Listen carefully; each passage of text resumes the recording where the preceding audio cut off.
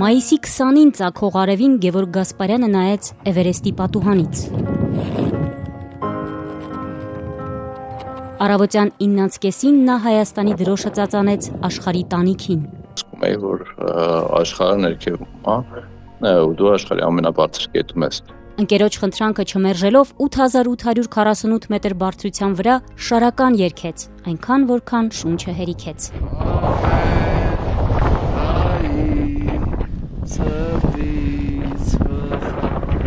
Աշխարհը փռված էր ոտքերի տակ, բայց բնության հզորությունն ու այդ ֆոնին իր փոքրությունն ամեն վայրկյան էր զգում։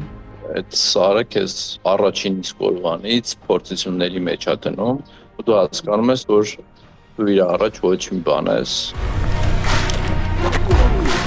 Ոչ մի լեռան հետ համեմատելի չէ այս վերելքը, ասում է միայն Արարատը 26 անգամ բարձրացած Գևորգը։ Այստեղ ցրտին, քամուն, ձյանը, ցածր թթվածնի պայմաններին դիմանալու օրերը մի քանի անգամ բազմապատկվում են։ Աշխարհի ամենաբարձր լեռան միայն վերելքը տևել է 52 օր։ Անցնում ես կյանքի ու մահվան անվերջանալի պայքարի միջով, մինչև հասնես գագաթ եւ ամենակարևորը կարողանաս վերադառնաս հետ։ Նրա հետ օրերը հաշվում ճամբար առ ճամբար դեպի գագաթն էին բարձրանում սոցցանցերում ոգևորող հետևորդներն ու ընկերները։ Բարելույս ընկերներ, վաղը սկսում ենք վերելքը դեպի առաջին ճամբար, եղանակը բավականին ցրտեց մեզ մոտ։ Բարելույս Նամչե բազարից, Էվերեստի բազային ճամբարում ենք, տեսնում եք այն սև փոքր գագաթը, այդ Էվերեստն է։ Սկսում ենք մեր վերելքը դեպի գագաթ։ Ապրիլի 30-ն է, գարնանային սառը Էվերեստում սուրճ խմելուց ու 3880 մետրի վրա ակլիմատիզացիայից բացի Գևորգը դաշնամուրին է մոտենում, երազը հնչեցնում։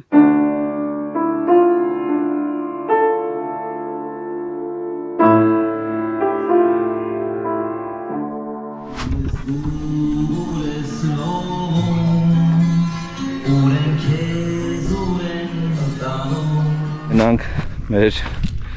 սրճարան ու տեսեք, թե ինչ երաժշտություն է այնտեղ հնչում։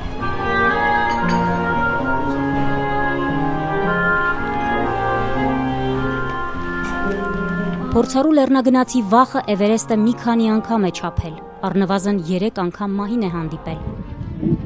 Առաջինը դեպի 6400 մետր ճամբար տանող ճանապարհին։ Այդ հայտնի ծնահոսքի դեպքը եղավ անմիջապես իմ աչքի առաջ, եւ եթե մինչև այդ շերպան չխնդրեր կանգ առնեինք, որպեսզի ինքը ծխեր, մենք անմիջապես հայտնվել ենք այդ ծնահոսքի ամենակենտրոնում։ Դա փաստացի փրկեց մեր կյանքը, այդ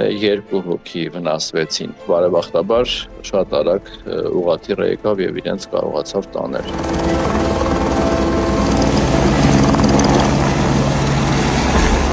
Այստեղ լեռնագնացների 30%-ը հետ է դարձել, բայց ոչ Գևորգը։ Նա երկրորդ անգամ պիտի հրաշքով փրկվեր, այս անգամ գագաթից վայրեջքի ճանապարհին, երբ իրեն կցված օգնական շերպան վաց գալու պատճառով ներքև էր շտապել, իր հետ տանելով պահեստային թթվածինները։ 8400-ի վրա մնացել է առանց թթվածին, աճուծախ բոլորին խնդրում էի, որ ինձ թթվածին տան, բնականաբար մեծ մասը մերժում էին, ինչը ենթադրելի էր։ Մեկ երիտասարդ շերպայի կանգնեցրեցի, խնդրեցի Աստծի, որ եթե ինձ թթվածին տաս, ես քեզ կվճարեմ։ Ընդհանրապես ոչ մի հաս չտվեց, անմիջապես իր դեմքից հանեց դիմակը եւ դրեց իմ դեմքին եւ թթվածնի հոսքներ շատացրեց, որպեսզի կարողանամ վերականգնվել։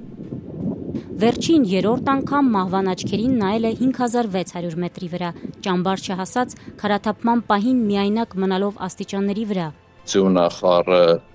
սառույցախառը, քարերը թափվեցին դեպի մեր ուղղությամբ։ Շերպաները ամբողջ պարանները թողեցին եւ փախան այդ տեղից, եւ ես մնացի անմիջապես հենց աստիճանների կենտրոնում կանգնած, եւ ինձանից աջ, ծախ, վերև, ներքև այդ մեծ քարերը թափվում են։ Կարողացա հավասարակշռությունս պահել առանց պարանների ու չընկա աստիճանների վրայից։ Մայիսի 20-ին Էվերեստ լեռ է բարձրացել ռեկորդային թվով 274 լեռնագնաց ու ուղեկցորդ։ Սա ամենաբարձր ցուցանիշն է, որ երբևէ գրանցվել է նեպալական կողմից աշխարհի ամենաբարձր գագաթը բարձրանալու համար։ Լեգենդար Հիլարիի աստիճաններն են 8790 մետր բարձրության վրա,